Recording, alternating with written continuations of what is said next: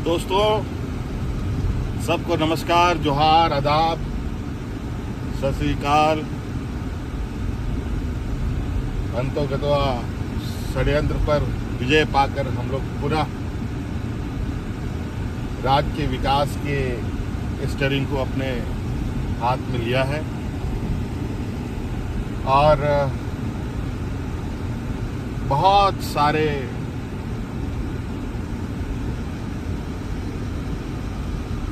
सोच है इस राज्य के प्रति हमारी।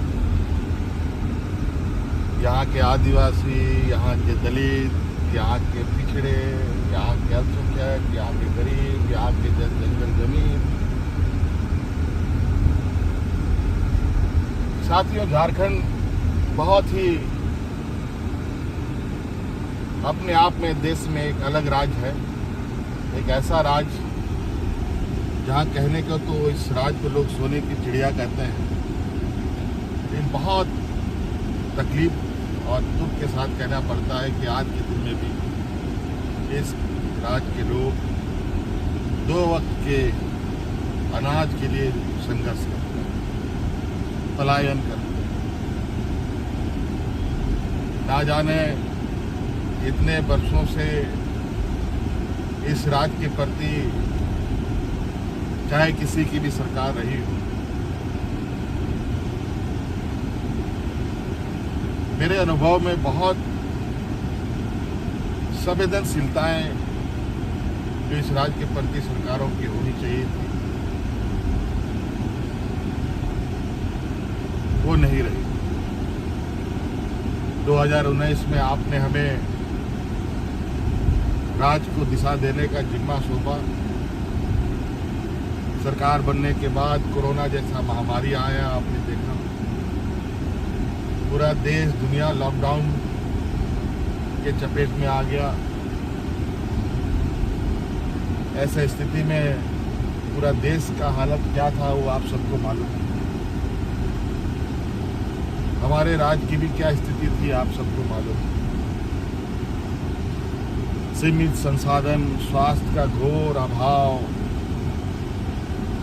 डॉक्टर, दवाओं की घोर कमी के बावजूद हमने बहुत संवेदनशीलता के साथ कोरोना काल को पार किया। हमारे इस जंग में 2 मंत्री शहीद हो गए, और वो सिर्फ इसलिए कि राज्य की जनता की सेवा ये कोरोना काल में भी घर से निकल के कर रहे हैं।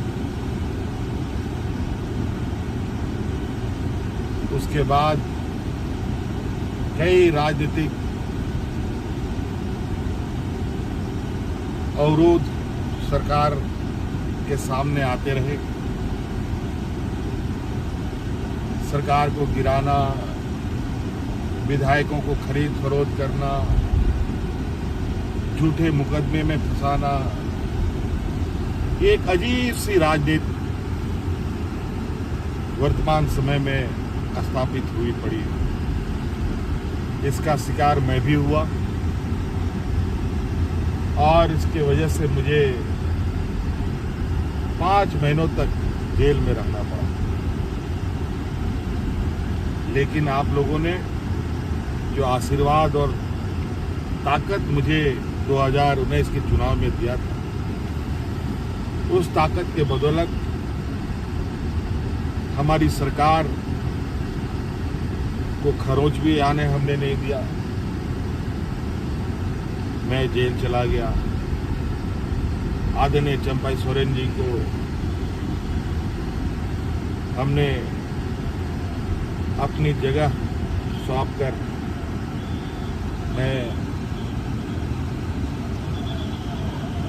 कोटवार जेल में चला गया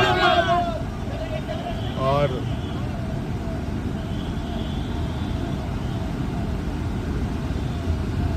पाँच महीने के बाद न्यायालय के आदेश के फलस्वरूप मैं बाहर आ पाया। आज मैं फिर से इस राज्य की दिशा को देने के लिए जो मैंने 2019 में ही संकल्प लिया था, उसको पूरा करने के लिए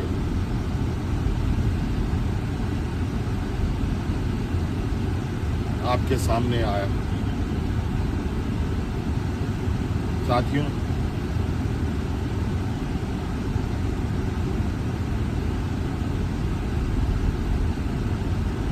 पाँच साल कई चुनौतियों के साथ हम लोगों ने पार किया, कई जंग लड़े, जंग जीते भी, चाहे वो कोरोना का जंग हो कि चाहे वो राजनीतिक अवरोध हो, चाहे वो राजनीतिक साजिश हो हमारे विपक्ष के द्वारा, उन सब पर विजय पाते हुए आज हम लोग आपके इस लोकप्रिय सरकार को आपके दरवाजे तक पहुंचाने के लिए संकल्पित रहे। बहुत सारी चुनौती इस राज्य में है, बहुत सारी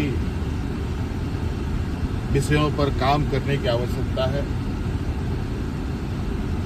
चाहे वो किसानों के लिए हो, ग्रामीण क्षेत्रों के लिए हो, हमारे आने वाले नौनिहालों के स्कूलों के विषय की बात हो, चाहे हमारे पढ़े लिखे नौजवानों को रोजगार को लेकर बात हो, चाहे राज्य में स्वास्थ्य व्यवस्था को लेकर, चाहे वो राज्य में आधारभूत संरचनाओं को, सभी क्षेत्रों में काम करने की आवश्यकता है।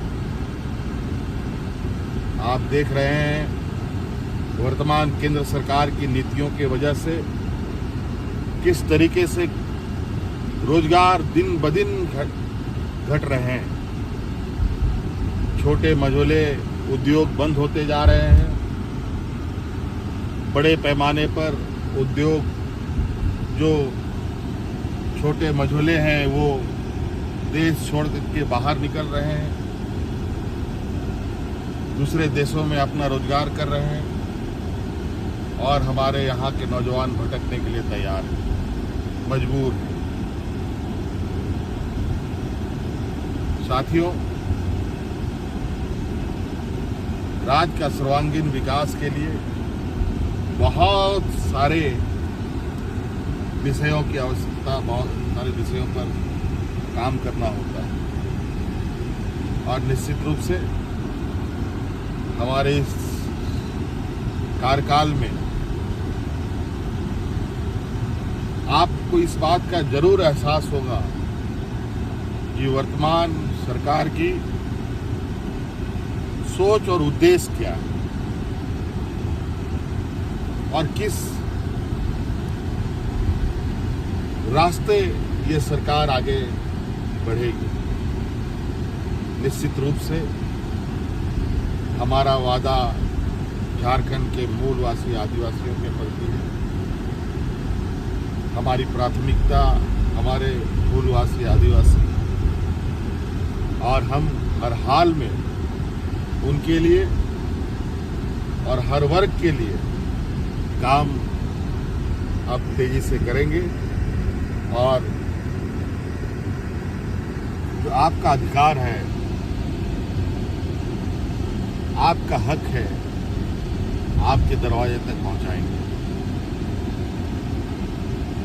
झारखंड के लोग काफी स्वाभिमानी होते हैं, ये वीरों का राज्य भी है, और हर कोने हर चौराहे में आप हमारे वीर वीरांगनाओं के आप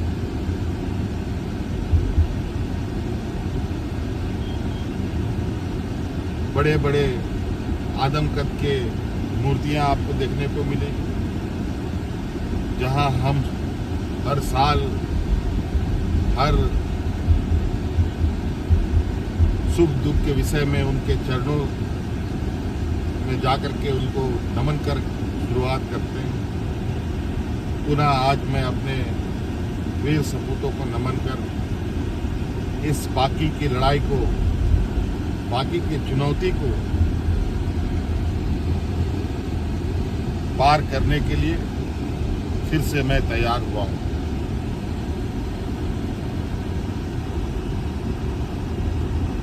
हमें बहुत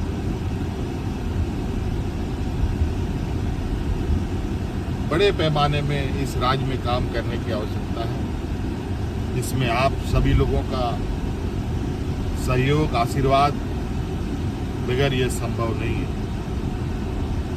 आप लोगों ने मेरे जेल में रहते हुए भी लोकसभा में जिस तरीके से हमें प्यार दिया है, सम्मान दिया है, मैं इसका